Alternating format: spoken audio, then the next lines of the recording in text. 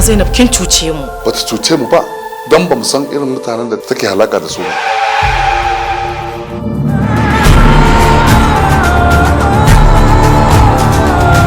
Mun shiriri tana taka wallahi mutukar baka gyara ba wata sai ka kashe mutum.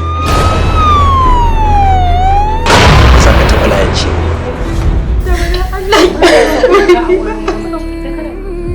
Akwai wata mace wadda ake ce da ita Zainab ta mutu. Zainab yata? Sunana ASP. Mutum nawa ka taba kashewa a rayuwarka? Wallahi ranka ya daɗe tunda nake ban taba kisan kai. Azalimin banza azalimin wofi wallahi yau sai na kashe ka.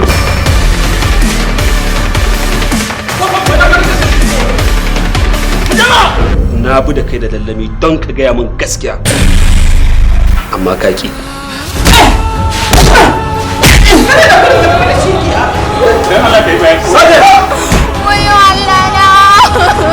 Na miki alkawarin cewa duk ranar da na haɗa ido da Kabir wallahi ni ne ajalinsa.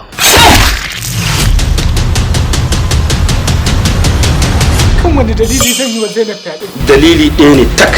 Zainab yarinya ce mai saurin sabo wanda hakan ya saka karaya a ranka cewa idan ka neme ta zaka samu biyan bukatarka. To da aka samu akasin haka shine sai ka far mata da ƙarfi da yaji.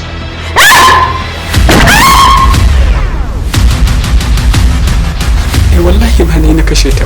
Sakamakon asibiti ya riske ni jiya. Zainab ta mutu sakamakon fyaɗe ne da aka yi mata.